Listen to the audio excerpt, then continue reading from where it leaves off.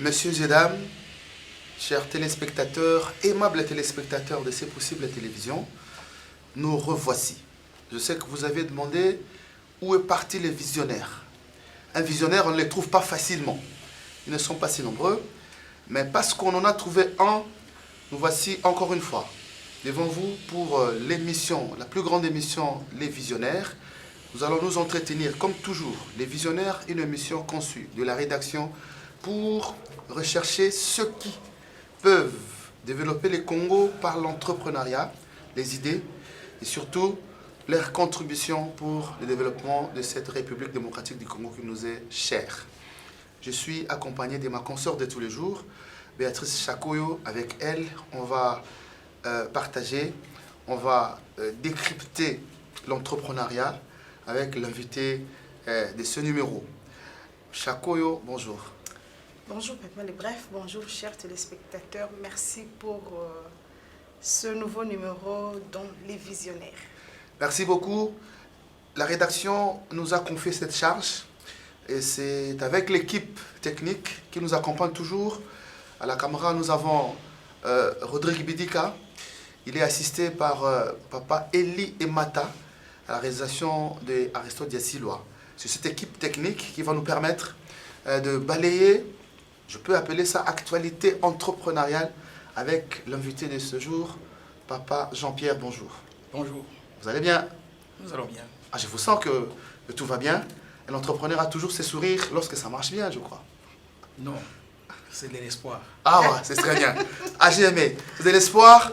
Et c'est l'espoir qui peut mener à bon port ce pays que nous voulons faire, le pays des entrepreneurs.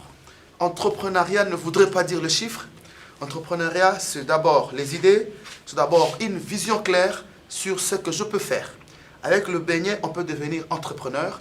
Avec le cirage, on peut devenir le plus grand entrepreneur. Béa Chakoyo, avec plaisir, nous allons recevoir cet invité avec une douche froide. Nous, comme on appelle cette causerie morale, on n'aime pas parler à la place de l'invité. C'est vrai, on devrait faire un portrait sur vous, mais vous avez souhaité que vous parliez de vous-même.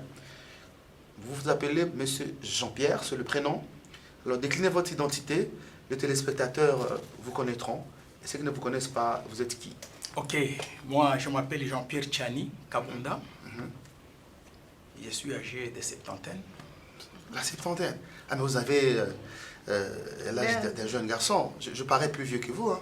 Ben, je pense que c'est un problème d'état d'esprit. Ah La vie, elle est faite comme ouais. ça. Hein. Monsieur Tchani Kabunda, Oui, originaire du Kasaï. Bon, je n'aime pas trop parler de ça. charité parce que mon circuit n'a pas été teinté pratiquement d'où je viens. Okay. Je suis effectivement du Kasaï oriental. Non, maintenant de l'Omami, parce que on a scindé en deux. Je suis de l'Omami, Gandajika. C'est là où, enfin, j'ai eu un passage. Hein. Je n'ai jamais vécu longtemps là-bas, mais j'ai quand même un passage là-bas pendant 3 ans, dans les années 60. Bon, après ça, bon, voilà, je suis allé dans la vie professionnelle, scolaire et puis professionnelle.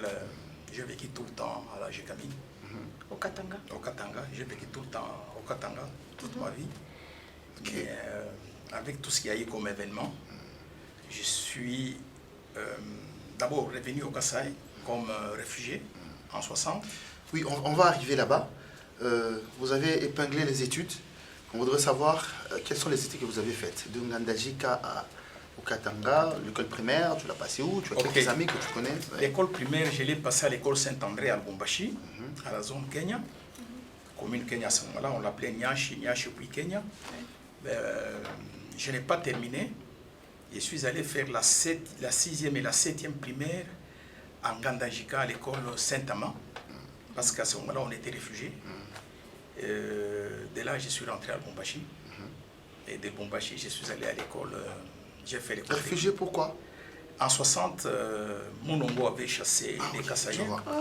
Et alors, je faisais partie de ma famille était obligée de rentrer. Okay. Après, je suis rentré à Lubumbashi. Je me suis inscrit à l'école D'abord, je me suis inscrit à l'école Centre Kenya. C'est une école professionnelle. Quand j'ai terminé, je suis allé à l'école technique Don Bosco. Don Bosco. Oui, j'ai terminé à l'école technique Don Bosco comme Et là, on mécanicien. apprend quoi? Comme mécanicien. Comme mécanicien. Oui. Ah, d'accord. Mécanicien auto. Ok.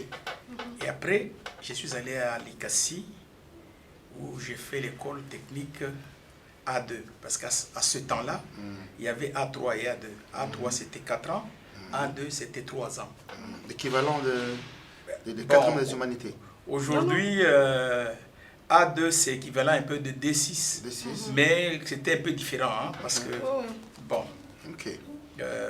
après ça, je suis allé à l'ICASI, je fais l'école technique, je fais assembler l'électricité. C'est pour cela que chaque fois quand je parle, je dis que je suis électromécanicien.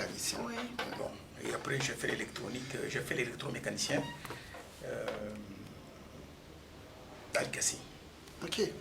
Et après ça, je suis allé à la GECAMINE. Je suis allé à la GECAMINE, j'ai été engagé à la GECAMINE. Encore trop jeune. La moyenne d'âge?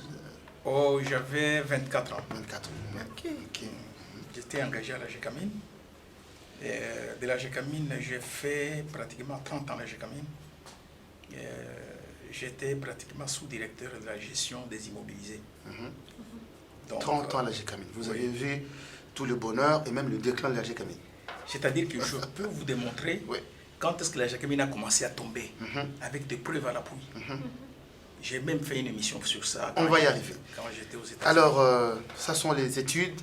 Vous dites que vous êtes vous avez dit que Mécanicien. électromécanicien. Oui. C'est ça, les études. En dehors de ça, vous n'avez pas suivi d'autres formations? Oh, j'ai suivi. Vous savez qu'à la GECAMINE, quand vous entrez, vous ne sortez pas avec ce que vous avez à l'école. Ok. À la GECAMINE, tous les 3 mois, tous les 6 mois, ça dépend quand vous devez changer de niveau, vous devez passer par une formation. Formation de remise à niveau. J'ai fait la formation sur la comptabilité. À CPDD, il y avait un professeur ici qu'on a, la GECAMINE a dépêché à Lubumbashi. J'ai fait une formation plusieurs formations sur la gestion des industries. C'est-à-dire avec le Coopers, j'ai fait l'évaluation des usines et des bâtiments industriels. D'ailleurs, c'est ce qui nous a permis à un moment donné, quand on devait vendre les maisons de la GECAMINE, nous étions impliqués là-dedans. Ok. Donc, j'ai fait les raisonnements techniques. Raisonnement technique. Oui, j'ai fait les raisonnements techniques et dimensionnement des machines. Ça, je l'ai fait à la GECAMINE. Je vais faire à la GECAMINE quelque chose qui était différent de ce que j'avais. C'était les bouts de feu. Ça veut dire Bout quoi, de bout feu, de feu? c'est-à-dire, quand vous êtes dans la mine, vous êtes mineur. Pour accéder à des niveaux supérieurs jusqu'au contremaître, vous devez connaître l'orientation de la mine, les méthodes d'exploitation, n'est-ce pas, la protection, l'orientation, tout ça. Alors, c'est ça qu'on appelle bout de feu. Ça, c'est votre invention. Non, c'est Parmi les formations suivies. c'est parmi les formations suivies à la formations, GECAMINE. Parmi ok. les formations suivies à la GECAMINE. Ok, c'est bon. Donc c'est pour cela que quand je vous parle de la mine, du moins là où je travaillais dans la mine de Kamoto et du concentrateur de Kolwezi, vous direz que c'était mineur ou vous direz que c'était métallurgiste. Parce que cette formation nous a permis de comprendre les tenants et les aboutissants, n'est-ce pas, de cette partie de la GECAMINE. Mais compte tenu que je gérais pratiquement tous les 3 groupes de la GECAMINE, du point de vue gestion immobilisée, j'étais obligé d'apprendre les flowsheets de tous les circuits du cuivre, donc c'est pratiquement de toute la GECAMINE. Donc si je vais vous parler des étapes, je vous donnerai toutes les étapes jusqu'à la fin. On va y arriver.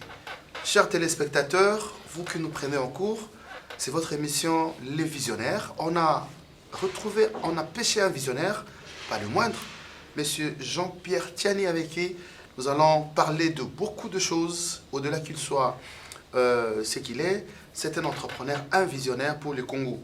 Monsieur, avant que je passe la parole à ma consoeur, est-ce qu'on peut connaître votre vie de famille? Vous êtes père de famille, vous avez des enfants? Bien sûr, bien sûr. Oui. Je suis père de famille. J'ai beaucoup d'enfants qui ne sont pas avec moi. Tous sont déjà terminés les études, ils sont universitaires tous. Ce qui est bon. Bon, pour le moment, on vit seul avec sa femme. Ça, c'est très bien. Voilà. C'est très bien. Alors, Maman Bio, Béatrice... Oui. Merci, Papa le Bref. Oui. J'ai une petite question de curiosité avant d'entrer dans le vif sujet. Vas-y. Papa Chani, après la GECAMIN, vous n'avez pas travaillé autre place? Oh, c'est là qu'a commencé ma vie d'entrepreneuriat. Quand j'étais à la GECAMIN, lorsque je sentis qu'à la GECAMIN, il n'y avait pas beaucoup d'espoir. D'abord, du point de vue de la marque de la GECAMIN, à un moment donné, je sentais que la GECAMIN va s'arrêter. J'ai commencé à préparer une vie d'entrepreneuriat. J'ai acheté des camions à la GECAMIN. Des camions que la GECAMIN désaffectait, qu'on appelait flotte d'appoint. J'en ai acheté et j'ai commencé avec les transports à la GECAMIN, les transports à Lubumbashi. J'ai fait Lubumbashi, Kasumbalesa, Lukangabo, Kilwa, Kapolo, un peu partout. Ces camions, on les appelait Papa Bonheur.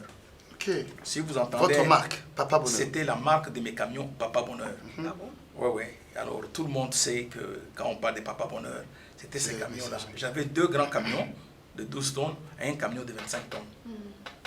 C'est quoi le secret de votre réussite dans ce que vous entreprenez? C'est croire à ce que je fais. Je crois. Je pense que ça va aller. Qu'est-ce qu'on peut retenir de votre parcours professionnel, Papa Chani? Il avait déjà commencé à amorcer et maintenant on vous donne les temps de nous parler de votre cursus professionnel. En tout cas, professionnel, je suis arrivé à la GECAMIN. Lorsqu'on m'a engagé, on m'a transféré à la mine de Kamoto, qui n'avait pas encore commencé la production, qui était au stade des travaux préparatoires. 2-3 ans après, on m'a envoyé, on a ouvert un autre siège, concentrateur de Kamoto. C'est pratiquement une technologie qui était pratiquement la première dans le monde qu'on était en train d'expérimenter, parce qu'on avait amené des cascades. Donc, dans le broyage humide, on a amené les broyeurs beaucoup plus grands qu'on appelait broyage humide. C'était des cascades. On était en train d'expérimenter l'autobroyage qu'on appelle cascade autogène. On y mettait du minerai et les minéraux par chute, parce que c'était un truc trop... Le diamètre était trop grand. Par chute libre, il y avait un revêtement à l'intérieur et en y mettant de l'eau, c'est comme ça que le minerai s'est broyé. Et là, c'était pratiquement une expérience pour moi parce que je voulais comprendre exactement comment ça pouvait fonctionner. C'est ainsi que je me suis aussi impliqué pour comprendre un peu comment cette histoire fonctionnait. Après, bon, quand je finis là-bas, lorsque Kamoto Mine a commencé l'exploitation, on m'a renvoyé à Kamoto Mine. Ah bon? Oui, je suis retourné à Kamoto Mine. C'est alors, à ce moment-là, que j'ai commencé à faire des formations internes au niveau du siège. Okay. Il y avait le raisonnement logique, il y a le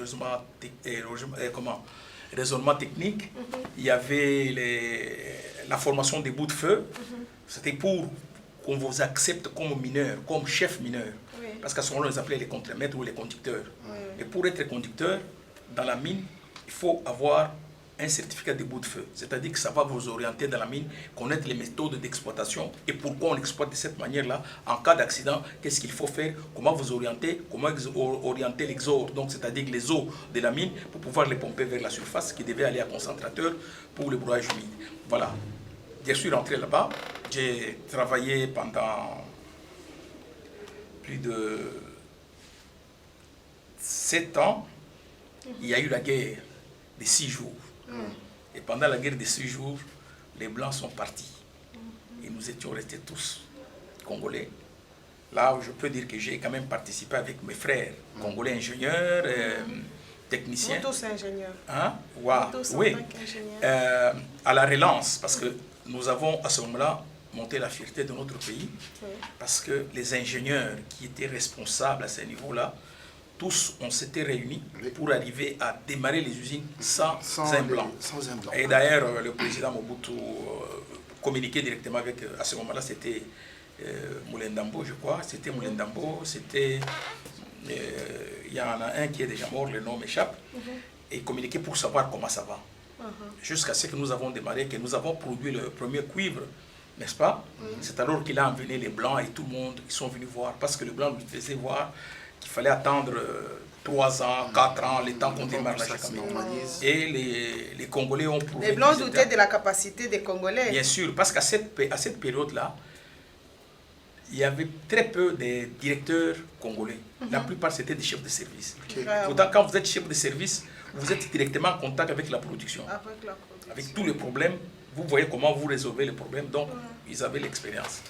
Oui, Papa Tiani, pour ne pas vous couper la parole, parce que nous aurons abordé plusieurs matières, on risque de Se bousiller focaliser notre sur- temps. ouais. Qu'est-ce que nos téléspectateurs peuvent retenir de votre passage à notre chaîne?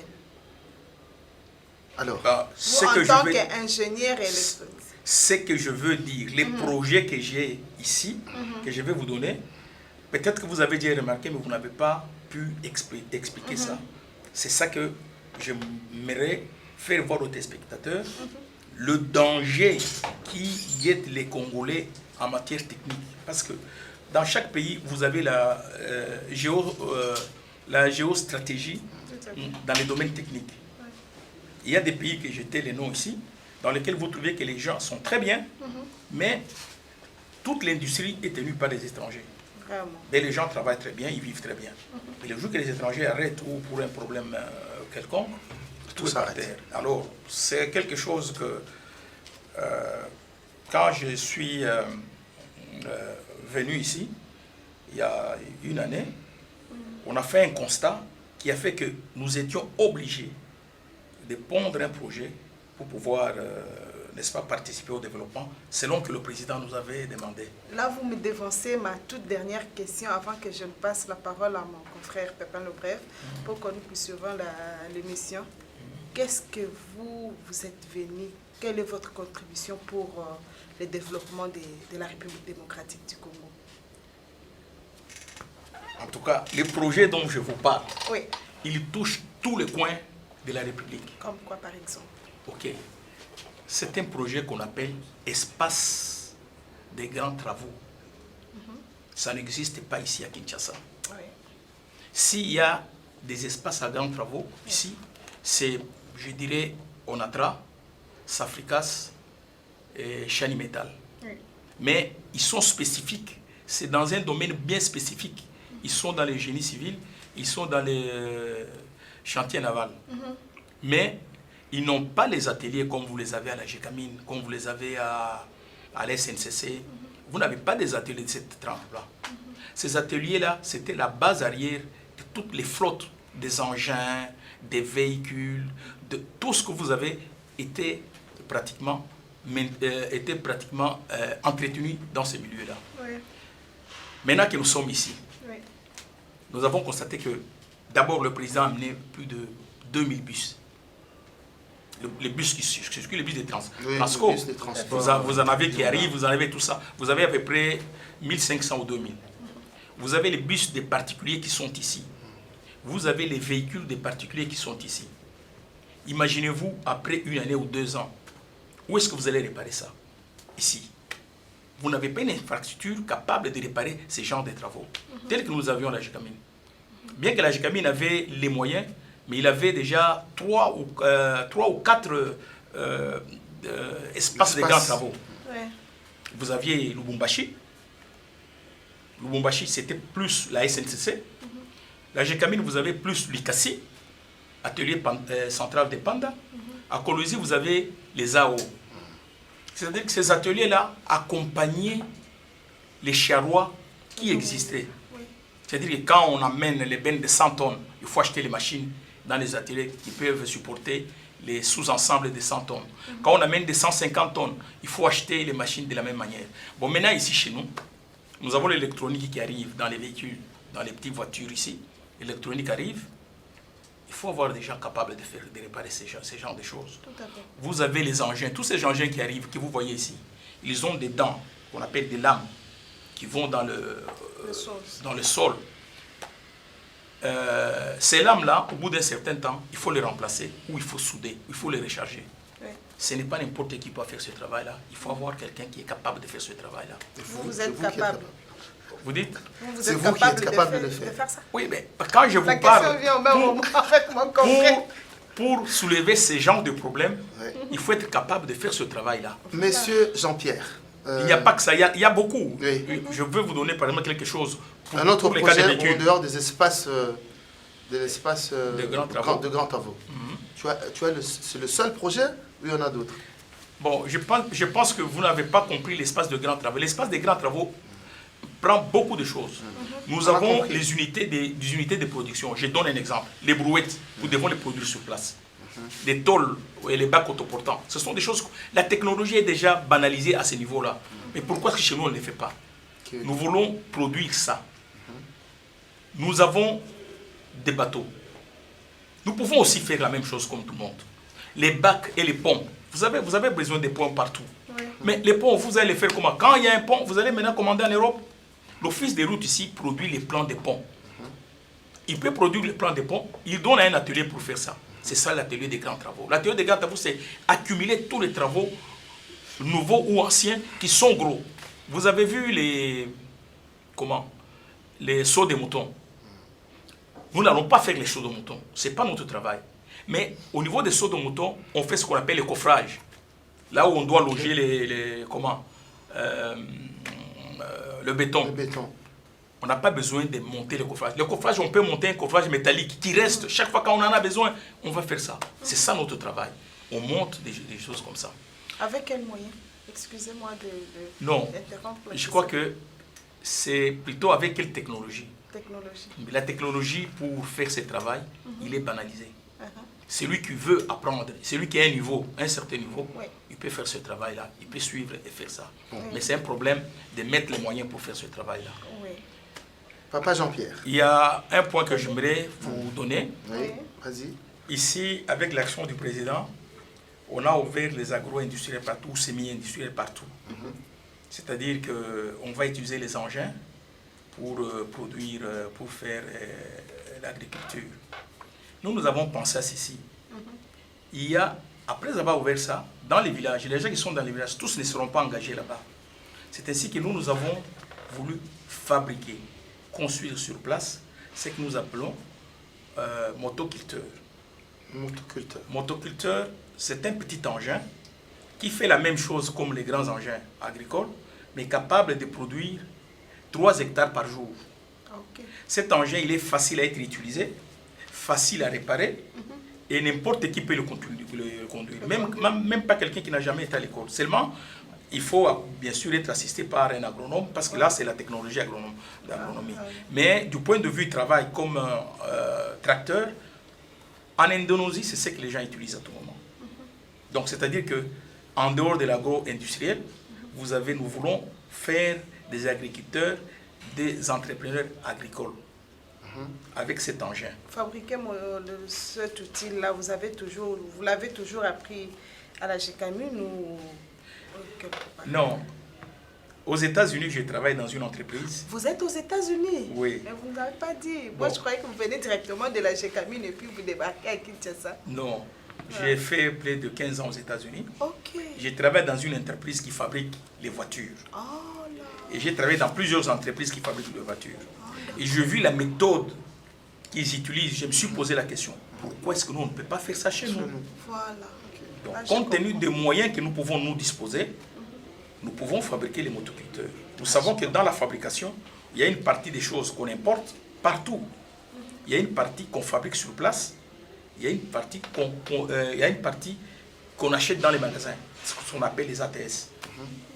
On achète dans les magasins. Donc, nous sommes capables, nous avons déjà conçu un plan pour construire un motoculteur avec les accessoires. Les accessoires, c'est-à-dire, vous avez les dégraineuses, vous avez les décortiqueuses, vous avez les silos pour le stockage de produits, et vous avez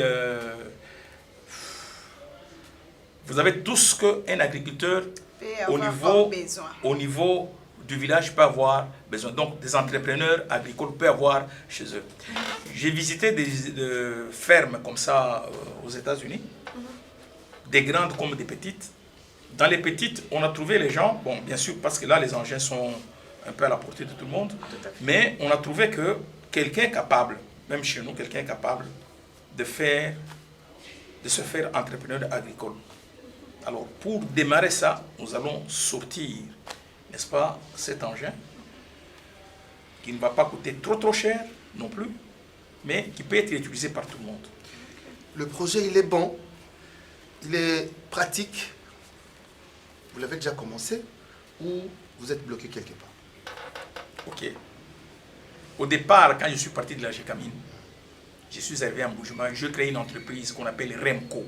C'est pour cela que de temps en temps, quand vous allez à Mbuji-Mayi, vous demandez aux gens, REMCO, c'est une entreprise qui a contribué beaucoup à Mbuji-Mayi. Parce que quand nous sommes arrivés, il n'y avait pratiquement rien en dehors de l'Amiba. Nous avons construit les bacs de Kassansa. Quand vous quittez Mbuji-Mayi pour aller à Ngandajika, c'est un bac de 40 tonnes.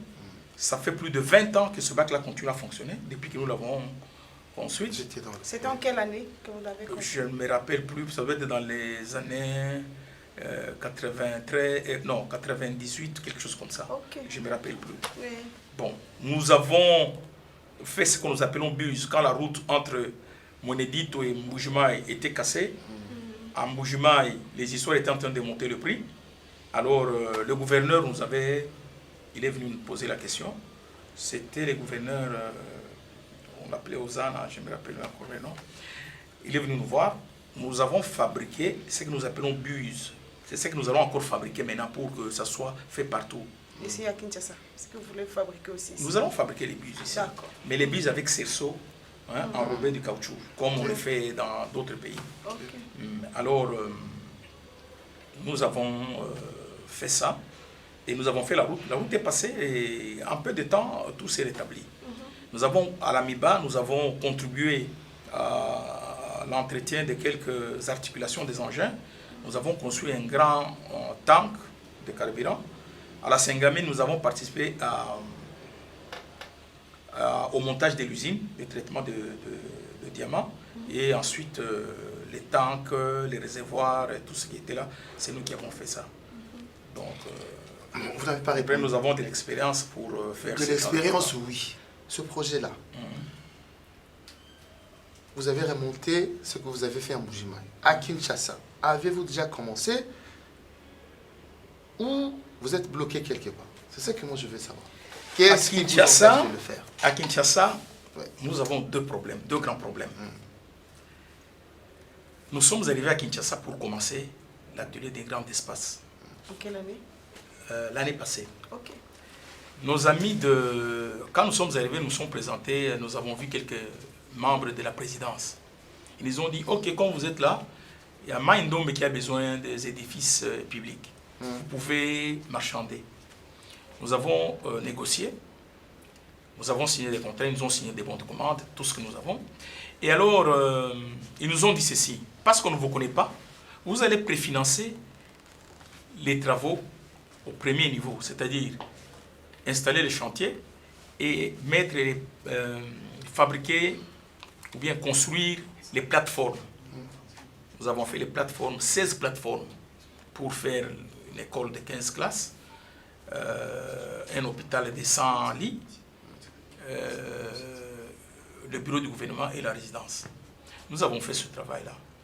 Et à Maïndombe. Et ils ont dit ceci, vous mettez votre argent, quand vous allez terminer la première étape, c'est alors que nous allons commencer à payer. Oui, oui.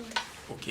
Mais avant qu'on ne termine la première étape, on a limogé le gouverneur. Et comme le gouverneur et le vice-gouverneur n'étaient pas tout à fait d'accord, alors le vice-gouverneur est arrivé, il a ignoré complètement les projets. Pendant ce temps, nous avons déjà mis 200 000 $. Oh là là. Et les 200 000 $ que nous avons mis là-bas, c'était ça qui devait nous permettre de construire l'atelier ici. Et alors, prendre contact avec certains partenaires pour compléter la chaîne des machines que nous devons utiliser ici. Et le vice-gouverneur a ignoré. Et le 200 000 est parti. Jusqu'aujourd'hui, les 200 000, nous ne l'avons pas encore recouvert. Nous sommes rentrés à la présidence. La présidence a écrit une lettre à Maïndombe pour demander à ceux qui nous payent. Maïndombe n'a jamais répondu. Jusqu'aujourd'hui. Nous avions voulu, compte tenu des promesses, commencer déjà les maisons préfabriquées sur place ici. Mais compte tenu de cette situation, nous nous sommes dit, les choses ne peuvent pas marcher. C'est alors que nous avons mis ça en suspens. Alors nous sommes en train de nous mettre, de nous battre pour qu'on puisse nous payer cet argent. Mais dans l'entretemps, nous avons constitué un projet que nous avons soumis à FPI qui suit son cours normal. J'espère que ça pourra marcher. Chers téléspectateurs, nous poursuivons avec notre invité, Monsieur Jean-Pierre, mais n'oubliez pas que chez C'est Possible Télévision, le plus grand entrepreneur, Coopérative Habitat BRDC, nous sommes entrepreneurs. Suivez cet élément, on va revenir. La coopérative Habitat BRDC qui vous accompagne dans la manière de remplir et d'occuper la terre en devenant bailleur en 24 mois de paiement seulement. Cité Maman Voumi Nango, Yango. Maman, Maluku vieille IP 3 sur la chaussée. Balinga bako neni Mama Bio. Dans la transformation à Cité Nenge Kokoma. Supermarché, école, bandara kofanda. C'est vrai to yebisaka bakereur na biso. BRDC aye pona kotia bakereur à l'aise. Ah bon? To tungisa mate to yebisaki bino ba valeur ajoutée za na Maman Vumina. Avantage ya Maluku 3, Cité Maman Vumina, courant na maille sur place. Bino ba bozo hésiter nano boya. Tozo beta lisolo parce que tozo banga te Kinshasa tonda. Kinshasa est comme Mulunge, est comme plein. Dans la paysage. Malamoko na chaussée à Maluku. Place yo sorozala démarrer mutuka na yo et ko kotsa yo tina terrain na. Bonga mon pépé Nzambe. Yoka mon pépé. La coopérative Habitat BRDC apporte une innovation concernant l'eau et l'électricité. Et sachez que votre terrain est déjà assuré. Coopérative Habitat, tozo benga ye mikolo yo bâton de Moïse. Sortez de l'esclavagisme des locataires. Oya kobimate baloka ye. Nos adresses: Nouvelle Galerie Présidentielle au premier niveau, local 1B et au numéro 3, avenue de la Mongala, non loin du rond-point Forescom dans la commune de La Gombe.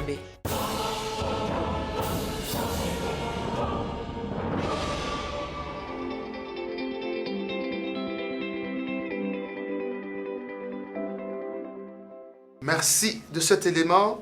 Voici le type des entrepreneurs dont les Congo a besoin. La coopérative Habitat, toujours à vos côtés pour vous servir. Nous sommes dans l'habitat. On a encore un autre entrepreneur. Celui-là, un technicien, un fin technicien qui est parti de tout ce qu'il a reçu de la GECAMIN. Il veut contribuer à l'émergence de ce pays. Mais non, on doit se le dire. Il faut soutenir. Alors, je dis bien soutenir des actions comme ça. Parce que ce sont les fils du pays. Si c'était un expatrié, excusez-moi le terme, il aurait dû être reçu parce que les pourcentages seront 50-50. Ce monsieur qui nous parle d'un grand projet qui a commencé depuis l'année passée et qui continue à se plaindre pour son propre pays, c'est pas quand même courageux. Maman Bio, une question pour monsieur Jean-Pierre. Oui, je suis quand même triste, mais je vais m'en dépasser pour continuer l'émission parce que voir les efforts que le fils du pays fournissent pour développer le pays et qu'ils arrivent au pays avec tout ce qui se passe, des fois c'est vraiment désolant, mais on n'en peut plus, c'est notre pays, nous allons nous battre pour son développement. Exact. Monsieur Jean-Pierre Tchani, ma seule question est comment trouvez-vous le climat d'affaires congolais ici en République démocratique du Congo? Bon, mon évaluation va être à deux niveaux. Oui. Le premier niveau, c'est quand les étrangers arrivent, je pense qu'on leur facilite beaucoup de choses. Ils ont des contacts partout. Comment font-ils pour avoir ces contacts? On ne sait pas. Mais quand un fils du pays vient ici, il est laissé pour compte. Il doit chercher des relations. S'il n'est pas dans les sphères des gens qui connaissent cela et ceux-là connaissent l'autre, il ne sera jamais reçu. Jamais reçu. Nous avons établi plusieurs demandes d'audience. Jamais. Sans succès. Jamais, sans succès. Il est difficile pour un Congolais qui vient de l'étranger venir commencer à faire les affaires. Il va le faire pour compte. Et alors, vous savez, quand quelqu'un vient ici, il y a certaines choses qui sont difficiles à s'adapter. Le transport, il doit avoir son véhicule de transport, il doit payer le carburant et son séjour aussi. Ce qui fait que quand les affaires traînent, quand les contacts traînent, il risque d'épuiser tous les moyens qu'il a disposés. Alors, à un moment donné, il abandonne. Ouais. Donc, ça devient compliqué. Ça devient pratiquement compliqué. Il faut y croire, il faut continuer, il faut forcer. Ben, le milieu des affaires, il est complètement isolé. Il est isolé, donc vous ne pouvez pas percer dedans. Pour percer dedans, c'est assez difficile. Et si vous mettez Un à la circuit place fermé. des... Oui, un circuit très fermé. Et si vous mettez à la place des décideurs et que vous êtes décideur, qu'est-ce qu'allez-vous faire Pour les changer, Oh, changer la exactement. tendance. Parce que le président de la République a fait appel aux fils du pays qui sont de la diaspora. Voilà. Que Il vous de- êtes on aussi. devait- bien sûr que je suis aussi. Oh là, Il devait créer un groupe d'accueil je suis vue. pour pouvoir canaliser ces gens Tout et à pouvoir les aider. Il n'y en a pas, le groupe d'accueil? Il n'existe pas, nulle part. Je ne sais pas. Message de M. Jean-Pierre, c'est le seul message relayé par beaucoup des entrepreneurs qui nous viennent de la diaspora. Excusez-nous, régulariser ce secteur-là. La présidence de la République, le gouvernement, trouver, comme il appelle, un groupe d'accueil pour ne fût-ce qu'écouter ce que les fils du pays peuvent apporter. Vraiment. Pour le Ok. développement du Congo. Ouais. Et ensuite, un encadrement. Quand quelqu'un vient ici, Oui. on lui demande les papiers. Bien sûr, nous avons eu des papiers, pas aussi faciles non plus. Mais pour avoir tous ces papiers, il faut que quelqu'un vous dise. Il faut tel papier, tel papier. Quand vous signez un contrat, il faut que quelqu'un vous dise. Les choses sont comme ça et ainsi de suite. Tout à fait. Mais ce cadre-là n'existe pas. Donc vous devez vous créer des relations avant de venir. Et commencer à faire tourner la tête. Et pour savoir commencer maintenant entrer ou à sortir avoir par tous les où. papiers. À un moment donné, vous C'était allez une arriver. affaire privée. Et à un moment donné, vous allez arriver, vous avez du papier, vous avez des papiers, on vous dit non, non, il manque tel papier. Vous ne savez même pas où il faut le prendre. Oh là là. Donc, ce qui fait que ceux qui viennent de la diaspora doivent être pratiquement encadrés, suivis. Un groupe de gens d'encadrement, c'est-à-dire que quand quelqu'un vient avec son projet, il peut exposer à un groupe de gens qui sont recommandés par les ministres des tutelles, par exemple, ou par la présidence. Et si le projet est bon, le gouvernement peut récupérer ça. Mais par rapport à tous les obstacles que vous avez rencontrés, vous avez quel sentiment d'abandonner ou de continuer à se battre pour quand même trouver un gain de cause au développement de la RDC? Bon, je pense que c'est un caractère. Oui, Je n'ai jamais abandonné. merci. Et je vais continuer, même si on ne m'écoute pas, je vais continuer. Il arriverait un moment donné, ils seront obligés de m'écouter. C'est comme je vous dis ici, dans une année, vous allez avoir des épaves, comme vous en avez eu des épaves du temps Tout à fait. de Kabila, il y a eu des épaves Des- quelque part, Des transco des déjà, transports. des épaves. Mais tous ces épaves-là, s'il y avait un suivi, il y avait un service qui, normalement, devait faire l'État pouvait signer un contrat avec, il fait la rénovation, tout, et puis on évalue, et ainsi de suite. On allait encore avoir plusieurs bus et on devrait même pas... Parce que le acheter bus que vous avez ici, les nouveaux. vous avez les pompes d'injection, vous avez les moteurs. Ça commence hydrauliques. déjà à se fatiguer, les bus transco. Bon, mais quand ça se fatigue, c'est ce qu'on Ah. appelle la révision. Tout à La fait. révision, il n'y a pas que la révision moteur. Vous avez la révision des pompes d'injection, des ça. injecteurs, des ceci et tout ça, culasse, bloc. Il y a un peu beaucoup. Mais tout ça exige une structure solide où quand le travail est mal fait, vous pouvez aller réclamer. Et quand le travail est difficile, eux là vont se mettre en contact avec les autres spécialistes du monde. Parce que maintenant Les c'est ouvert. expatriés, quand ils vont venir, seront les bienvenus. mais Non, pas les petits expatriés, pays. c'est ce que je dis qu'à un moment donné, quand les expatriés vont trouver que ici au Congo, ou bien à Kinshasa, il n'y a pas ces structures, ils vont installer ça. Je sais qu'il y en a hein, dans les maisons, ce sont des maisons privées, ce qu'on appelle les unités de production. Tout à fait. Quelqu'un vous fait le travail, mais quand il a abîmé le travail, vous ne savez pas où aller. Voilà. Vous allez l'accuser, il va vous payer ça comment? Il faut mettre dans une structure qui, quand on abîme un travail, ils doivent être capables de le faire. Je vous donne un exemple, un vilebrequin qui est hors côte aujourd'hui, on jette. Mais pour un gros bus de Transco comme ça, vous avez un vilebrequin qui est hors côte, vous allez le jeter. Tandis qu'aujourd'hui, la technologie voudrait que ça, vous le montez sur une machine qui va le recharger et qui le retourne à la côte standard. Mais vous n'avez pas ça. Et vous avez une flotte de plus de, 10 000, de plus de 3000 bus. Vraiment, Donc c'est pratiquement un parc de mitraille que vous êtes en train de préparer. tout à fait. Alors c'est ça que nous voulons récupérer ça. Nous voulons récupérer les brouettes. Vous savez, des brouettes que nous avons ici qui viennent de Chine ou de l'Inde. Vous ne savez pas terminer un chantier. Ça ne fait même pas 6 mois. Mais nous voulons Nous mettre... avons une brouette qui a fait que 2 mois et puis... Mais nous voulons faire une brouette. Quand il vous fait moins d'une année, vous revenez avec. Parce que puis nos... vous réparez. Enfin, on vous donne un autre, mais nos techniciens, nos ingénieurs, qui sont les enfants qui étudient ici, à fait. vont étudier pourquoi cette brouette tombe en panne à ce moment-là. Il faut trouver, il faut faire une équipe, il faut faire une étude. Tout ce que vous voyez ici, il y a une étude faite compte tenu de la rentabilité, mais qu'on doit réparer. Monsieur Jean-Pierre, nous vous avions compris, ensemble avec les téléspectateurs de ces possibles télévisions et de Le Visionnaire, mais je raisonne en pessimiste. Cette fois-là. Est-ce que vous négociez pas mal? Parce qu'en termes de pourcentage, quelle est la part de l'État et qu'est-ce que vous voulez vous-même gagner? C'est pas pour ça qu'on vous ferme la porte. Non. Quelle est la part de l'État? Non, non. Nous sommes Congolais. Nous venons investir au Congo avec notre argent. Nous ne sommes pas des hommes d'affaires comme tout le monde. Ils ont attrapé. C'est l'argent pour lequel nous avons travaillé. Nous avons travaillé, nous avons économisé et nous nous sommes mis d'accord pour mettre cet argent en place. Nous avons déjà tout fait pour avoir les papiers. Maintenant, ce que nous demandons aujourd'hui, ici, c'est le marché. Si vous voulez, vous avez un marché, par exemple, les écoles préfabriquées. On a donné à un Libanais 350 écoles préfabriquées à faire à travers la République. Je suis allé voir ces écoles. De toute façon, la qualité intérieure, ce n'est pas un problème, c'est la même chose, même nous faisons la même chose. Mais l'extérieur, la jonction extérieure, il est différent. Mais ces écoles-là sont fabriquées par qui? Le Libanais, lui, il a acheté les histoires en Turquie. Il est allé prendre les Égyptiens pour faire ce travail. Et maintenant, les Congolais, ce sont les petits travailleurs, donc la main-d'œuvre. Et ils ont même pris quelqu'un pour mettre le silicone. Le silicone, c'est un produit pour recharger les fissures. C'est un Égyptien. Et quand j'ai parlé avec lui, il m'a dit qu'il est spécialiste pour faire des capitaux, la main-d'œuvre, pour faire le silicone.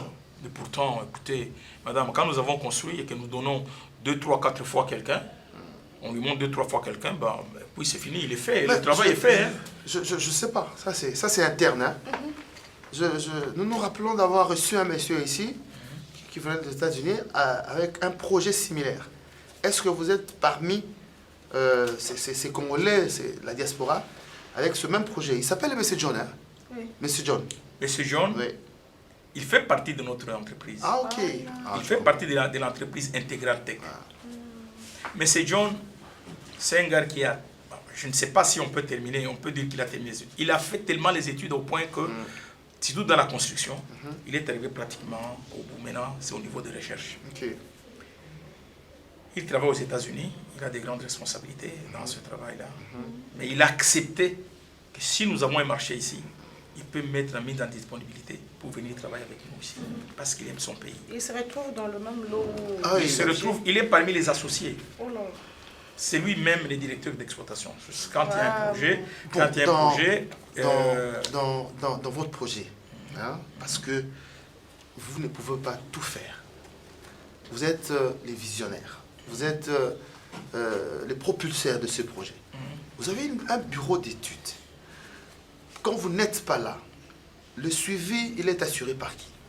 Au fait, moi, je suis le DG. Le DG ne porte pas toute la responsabilité. Les associés, ce sont des spécialistes, chacun dans son domaine. Okay. En Afrique du Sud, nous sommes en train de monter des maisons préfabriquées. Maintenant que je vous dis ici, nous sommes en train de monter un grand bâtiment d'une entreprise sur place qui nous a demandé de le rehausser. C'est un bâtiment qui était à 6 mètres, il faut le mettre à 15 mètres. Sans pouvoir détruire quelque chose. Voilà. Ça, c'est un travail difficile, dangereux et très risquant. Nous sommes, je crois qu'aujourd'hui ou demain, nous allons placer la dernière charpente. Vous avez toute une équipe présente là-bas qui Nous travaillons, tout ce que je vais vous donner comme vidéo, ce sont les travaux que nous faisons en Afrique du Sud. Nous construisons des maisons, nous avons participé à la construction du camp logistique de l'armée sud-africaine. Oui. Et alors, c'est ce qui a fait qu'en Afrique du Sud, c'est là que nous avons beaucoup plus d'activités. Mais vous êtes bien accueillis à l'étranger. C'est ce que nous disons. Pour ce travail-là, ce monsieur-là, le monsieur de cette entreprise, est venu nous voir.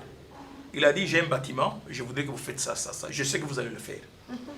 Il vous a fait confiance, mais dans votre propre pays, on ne fait pas confiance. Quelqu'un a acheté une usine pour faire les bonbons en Afrique du Sud. Et ces bonbons-là, ils produisaient, je crois, à peu près 5 ou 6 tonnes par jour. Nous avons modifié cette usine-là, et maintenant, il est dans les 30, 40, 50 tonnes par jour. Et c'est nous. Il nous a confié. Lui, il ne s'y connaît pas. Il a tout simplement demandé, faites-nous ça, nous voulons voir ceci. Et nous avons fait. À moins que ce soit une utopie, mais si ce que ce monsieur nous dit sur ce plateau est vrai, je ne vois pas pourquoi les démons de ceux qui ne veulent pas le développement du Congo pourraient voir le contraire. Vous avez fait appel aux investisseurs, vous avez fait appel à la diaspora, et lorsqu'ils viennent, nous sommes le premier à mettre la barrière. Qu'est-ce que nous voulons? Une chose et son contraire. Monsieur Jean-Pierre, c'est vrai qu'on ne va pas tout finir dans cette émission, on aura l'occasion de prendre les à côté, c'est-à-dire tout ce que vous faites, hein, vos grandes réalisations, on le fera passer dans un magazine qu'on va instaurer ici. On va prendre une question relaxe. Vous ne voyez pas que pour que tout se passe bien, il faut faire de la politique. Vous aimez bien la politique aussi? Non. Non. Il y a trop de choses que je n'aime pas. Ouais. La politique, ouais. Le syndicat et la musique. C'est ce qui distrait tout le monde ici. À Kinshasa, pour avoir l'argent, il faut rentrer dans ça. Ouais. Le sport aussi. Bien sûr, moi j'étais un ancien entraîneur de l'équipe Wadine Fumu et Manika de Kolosi. J'ai joué aussi chez Saint-Boniface avec des grands joueurs qui sont maintenant pensionnés. Mais j'ai constaté à Kinshasa, si vous ne parlez pas politique, si vous ne parlez pas sport, si vous ne parlez pas le syndicat, vous ne pouvez pas tout. Je comprends. On n'arrive pas à m'accepter parce que je préfère rester technicien, je préfère rester réaliste, je préfère regarder les choses en face. Je préfère quand il y a un problème que ça ne marche pas, je fais partie, comme ça se faisait à la GKB. Quand les choses ne marchent pas à un moment donné, lorsque nous étions en 1978, quand les choses ne marchaient pas, les Congolais se mettaient ensemble. Et à ce moment-là, vous sentez les gens se tiraillent. Parfois, les gens pouvaient en arriver aux mains. Pourquoi? Pour une cause technique. Mais après, quand on a trouvé une solution, puis c'est fini, ça part. Mais quand vous rentrez dans la politique ici, vous ne savez pas ce que vous allez faire demain. Bien dit, monsieur Jean-Pierre. Et c'est ça la réalité, Barmabio. Tout à fait. On a tellement renversé les valeurs que la politique, on suppose que tout le monde est moi aussi, je vais me lancer dans la politique, Pépé. Tu crois que moi, personne ne veut être technicien, personne ne veut être agronome. Donc, on croit qu'il y a de l'argent là-bas. Alors que dans tout ce que nous faisons, il y a une politique dedans. Tout à fait. Il y a la politique managériale, il y a la politique de ceci, commerciale, il y a la politique journalistique. Alors, monsieur Jean-Pierre, qu'est-ce que vous préconisez? C'est comme si on ne croit pas en vous. C'est comme si tout ce que vous faites, ces efforts-là, les gens... vous êtes touché par monter. Attends la lingala. Qu'est-ce que vous préconisez? Est-ce qu'il y a moyen d'associer les autres pour un colloque, pour quelque chose?